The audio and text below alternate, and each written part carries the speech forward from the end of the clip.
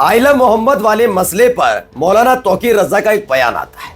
जुमे की नमाज के बाद वो कैसे किस तरीके से मार्च निकालेंगे, इस बात का जिक्र किया जाता है और ज्यादा से ज्यादा मुस्लिमों से इस बात की अपील की जाती है कि इस मार्च का हिस्सा बने। वो बात अलग है, जुमे की नमाज अता की जाती है और इस बीच कहीं भी तौकीर रजा का अता पता नहीं। लोग इकट्ठा होते हैं, उनको पूरा भरोसा होता है कि उनके साथ उनका नेता तौकीर रजा है, लेकिन वो आगे बढ़ने की जब कोशिश करते हैं, पुलिस उन्हें रोकती है, उनसे पूछती है और कहती है कि आप पर कोई अधिकार नहीं है कि आप इतना झुंड ले जाकर किसी प्रशासनिक अधिकारी के पास जाकर ज्ञापन दे सके। इसके लिए एक अधिकार की जरूरत होती है। वो लोग समझ नहीं पाते। अचानक से भिड़ंत होने लगती है, तभी पत्थरबाजी का आरोप लगता है और एज यूजुअल जो सबने देखा, पुलिस लाठीचार्ज करती है। लेकिन इन सब के बीच एक बयान आता है, बयान उत्तर प्रदेश के मुखिया का। जिस तरह की भाषा शैली का इस्तेमाल किया गया है, वो भाषा शैली अब चर्चा में बनी है। मुख्यमंत्री योगी आदित्यनाथ का वो बयान आपको जरूर सुनवाऊंगा, लेकिन इसके साथ साथ आज आपको ये भी दिखाऊंगा और पूछे जाएंगे सवाल इसी सरकार से कि सरकार के मुखिया एक मंच पर चढ़कर एक धर्म विशेष पर टिप्पणी करते तो नजर आए, लेकिन जब दूसरे धर्म के लोग ऐसे ही उत्पात करते हैं तो वही सारी नीति नियम याद क्यों नहीं आते। नमस्कार, मैं हूं प्रज्वल गौतम और आप देख रहे हैं खबर चौक। जो शुरुआत में फौरी तौर पर बरेली में देखने को मिला, जितनी तस्वीरें अब तक निकलकर सामने आई हैं, उसमें यह तो पता लगता है कि मुस्लिम समाज की तरफ से गलती तो हुई, लेकिन यह गलती उनकी थी या उनको भड़काने वाले की, यह तय करना होगा। कुछ सिलसिलेवार तरीके से चीजें पहले मैं समझाने की कोशिश करता हूं। हुआ यह कि जुमे की नमाज थी। आइला मोहम्मद वाला जो मसला है वो कानपुर से शुरू होता है। फौरी तौर पर हिंदूवादी संगठन के लोग ये दावा करते हैं कि ये नई परंपरा शुरू की गई है। जब ये विवाद में तब्दील होता है तो कानपुर पुलिस की तरफ से एक स्पष्टीकरण भी आता है इसको लेकर कि ये मसला कोई आइला मोहम्मद के बैनर पोस्टर से जुड़ा हुआ नहीं है। दरअसल जो पूरा का पूरा एक मार्ग बनाया जाता है, जो परमिशन के तहत किसी रास्ते से होकर गुजरना होगा, उससे अलग दूसरी जगह एक तंबू बंबू गाड़ दिया गया था। उस पर आइला मोहम्मद का बैनर लगा दिया था। चूंकि वो परमिशन के बिना तंबू बंबू गाड़ा गया था, इसलिए उसे हटाया गया और उसके साथ साथ बैनर पोस्टर भी हटाने पड़े। यानी कानपुर पुलिस के मुताबिक यह मसला आइला मोहम्मद के बैनर से जुड़ा था ही नहीं। मुस्लिम समाज तक ये बात पहुंचती है। अलग अलग जगह आइला मोहम्मद के नाम के नारे या बैनर पोस्टर निकाले जाते हैं, लेकिन यह बात भी सच है, कई जगह पुलिस कार्रवाई भी करती है आइला मोहम्मद के बैनर फहराने से। कई जगह कार्रवाइयां भी। कुछ ऐसा ही बरेली में तौकीर रजा ऐलान कर देते हैं कि जुमे की नमाज होगी, मैं यहां जाऊंगा, मैं नमाज अता करूंगा, उसके बाद यहां करूंगा, मैं ये करूंगा, मैं वो करूंगा। वो बात अलग है कि तौकीर रजा ने परमिशन नहीं ली थी। इस बात की जानकारी पुलिस और प्रशासन के जरिए सामने आ रही है। अब जो युवा वहां पर पहुंचे थे या जो मुसलमान वहां पर पहुंचे थे, उनको पता ही नहीं था कि तौकीर रजा आ ही नहीं पाए। उनको पुलिस ने हाउस अरेस्ट कर लिया है।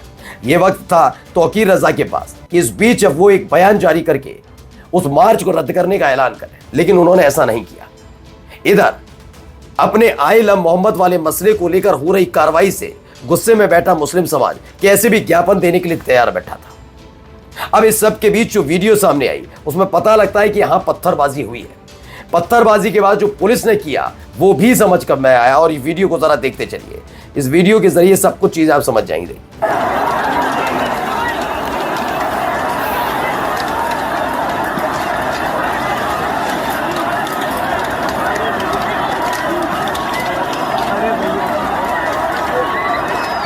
कई जगह इस पूरे मसले को पुलिस की बर्बरता के तौर पर देखा जा रहा है, लेकिन यह बात भी हकीकत है, जब भारी तादाद में समूह इकट्ठा होता है तो यह समझने का या जांच करने का मौका नहीं मिलता कि पत्थर किसके हाथ में और कौन हमला करने जा रहा है। पुलिस ने जो एक कार्रवाई की, यह कार्रवाई हो सकता है कि कई लोगों को बुरी भी लगे, लेकिन यह भी बात सच है कि माहौल शहर का खराब ना हो, इसके लिए ऐसी कार्रवाई की जाती है। इस कार्रवाई का जिक्र उत्तर प्रदेश के मुखिया योगी आदित्यनाथ करते हैं। जरा उनके मुखमंडल से सुनिए वो कितनी नैतिकता का जो बातें करते हैं, कितनी नैतिकतावादी हैं। जरा उनकी नैतिकतावादी बातें सुनिए। पर्व और त्योहारों के दौरान आपने देखा होगा, जब भी पर्व और त्योहार आते थे उत्पात शुरू हो जाते थे। अब उत्पातियों और उपद्रवियों को पता लगेगा कि 7 पीढ़ियां याद आएंगी उनको। सुनिए। क्योंकि कभी कभी बुरी आदतें जाती नहीं लोगों की, तो उसके लिए उनकी डेंटिंग पेंटिंग करवानी पड़ती है कायदे से, जिससे उनकी बुरी आदतों को हम ठीक कर सकें। और यही डेंटिंग पेंटिंग आपने देखा होगा कल बरेली के अंदर। सुनिए, तो मौलाना भूल गया कि शासन किसका है। वो मानता था धमकी देंगे और हम जबरदस्ती जाम कर देंगे। हमने कहा जाम नहीं होगा, कर्फ्यू भी नहीं लगेगा। सही बात। लेकिन कर्फ्यू का सबक तुम्हें ऐसा सिखा देंगे कि तुम्हारी आने वाली पीढ़ी दंगा करना भूल जाएगी। हो सकता है योगी आदित्यनाथ की भाषाशैली आपको चुभे, इसमें एक तरफा सत्यता है। ये बात बिल्कुल सच है। कल जो घटना घटी यानी बरेली में जो कुछ हुआ वो वाकई गलत था। पुलिस उससे जैसे निपटी, हो सकता है वो कुछ लोगों को गलत भी लगे, लेकिन उसमें कहीं ना कहीं ठीक भी है। माहौल खराब करने वालों से ऐसे ही निपटना चाहिए। लेकिन योगी आदित्यनाथ जी से अब कुछ सवाल है। सवाल यह है कि बरेली में जब भीड़ ये सब करती है तो आपको नैतिकता भी याद आती है, आपको दंगाई भी याद आते हैं, उनकी पीढ़ी भी याद आती है। लेकिन इस तस्वीर को भूल गए हैं क्या? यह फतेहपुर की तस्वीर है, इसी उत्तर प्रदेश का हिस्सा रहा है, हिस्सा है योगी आदित्यनाथ जी। ये भगवा पहनकर, भगवा झंडा लहराकर जब एक धार्मिक स्थल पर उत्पात कर रहे थे, तब आपको पीढ़ी याद नहीं आ रही थी कि इनकी पीढ़ी, ये भी इनको भी सबक सिखाया जाए कि इनके आने वाली पीढ़ियां याद रखें। या फिर यहाँ कोई मौलाना नहीं था इसलिए कोई सबक नहीं सिखा पाई। इसकी वीडियो तो सबने देखी। पुलिस मूक दर्शक बनी हुई थी। जो पुलिस कल बरेली में लाठी बरसा रही थी वो यहां पर इनके सामने हाथ पैर बांध कर खड़ी थी। क्या इनकी पीढ़ियों को नहीं समझाना या सिर्फ मुसलमानों की पीढ़ियों को समझाना? क्योंकि आप तो उत्तर प्रदेश के मुखिया है ना, इस उत्तर प्रदेश के अंदर तो सब रहते हैं। बहराइच में भूल गए क्या? बहराइच में किस तरीके से पुलिस वालों के सामने गाड़ियों को फूंक दिया जा रहा था, याद है ना आपको? नहीं याद? बताइए, आपको याद है ना? इसी उत्तर प्रदेश के एक पार्टी के सांसद की गाड़ी पर एक संगठन के लुच्चे लफंगे हमला कर देते हैं, वो याद है ना आपको? कितनों के घर मकान दुकान टूटे, कितनों पर लाठीचार्ज, बर्बर लाठीचार्ज हुआ। ये बता पाएंगे आप? नहीं जवाब दे पाएंगे। आपको याद है कि उन्हीं लुच्चे लफंगों के समर्थन में आपकी पार्टी के नेता और आपकी सरकार में मंत्री रघुराज सिंह ने पीठ थपथपाई थी, वो याद है आपको? नहीं याद? या सिर्फ बरेली पर कॉन्सेंट्रेट है क्योंकि वहां तौकीर रजा का मसला है, क्योंकि वहां जुमे की नमाज का मसला है, क्योंकि वहां आई लव मोहम्मद का मसला है। बाकी मसले आपके लिए कोई मायने नहीं रखते क्या?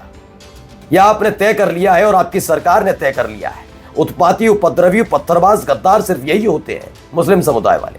अगर ऐसा नहीं है तो क्यों नहीं योगी आदित्यनाथ जी फतेहपुर, बहराइच और आगरा में उत्पात काट रहे करनी सेना के उन कार्यकर्ताओं के खिलाफ अब तक वैसी ही कार्रवाई की गई जैसे बरेली में हुई? मैं ये नहीं कहता बरेली में गलत हुआ, सही हुआ, लेकिन वैसे ही उत्पातियों के साथ फतेहपुर में भी निपटना चाहिए था, जो लुच्चों का झुंड गुंडई की नई इबारत लिख रहा था। लेकिन आपकी सरकार की सरपरस्ती में रहने वाली पुलिस हाथ बांध कर खड़ी थी। बहराइच में फूंके जा रहे थे वाहन, तब आपको याद नहीं आई थी नैतिकता? आपको दिखाता हूं कुछ और भी। जाते जाते रहने का बयान बड़ा हास्यास्पद ही लगेगा। भ्रष्ट लोगों के हाथों में सत्ता आएगी, हाँ, उस सत्ता का शोषण और दोहन उसी प्रकार से करेंगे जैसे उत्तर प्रदेश के सामने पहचान। अच्छा, तो जाति के नाम पर भटकाते हैं। अच्छा, परिवार के नाम पर दोहन करते हैं। इन्हीं के लिए हम लोगों ने बुलडोजर बनाया। तो क्या मान लिया जाए, परिवार के नाम पर दोहन का जिक्र किसके लिए? क्या अपने संग साथियों के लिए? संग साथी मतलब एनडीए के जितने संग साथी हैं वो भी परिवार का दोहन का मतलब समाजवादी पार्टी अकेली तो नहीं हो सकती, ठीक है? संग साथी कौन? अनुप्रिया पटेल की पार्टी, ओम प्रकाश राजभर की, संजय निषाद, कौन नाम गिनाइए? कौन? राजनाथ सिंह के बेटे, कौन? जाति का जिक्र किया तो करनी सेना के बारे में क्या कहना चाहेंगे? क्या कहना चाहेंगे ब्रजेश सिंह के बारे में? क्या कहेंगे आप? इतनी चुप्पी क्यों? ये साफ गोई की चादर ओढ़कर सत्ता की मलाई चाटने से कुछ नहीं होने वाला। जनता सब समझती है, सब देख रही है। नमस्ते। New public inter college Lucknow, admission open. For more information call 0522 282232 और 7755 089585।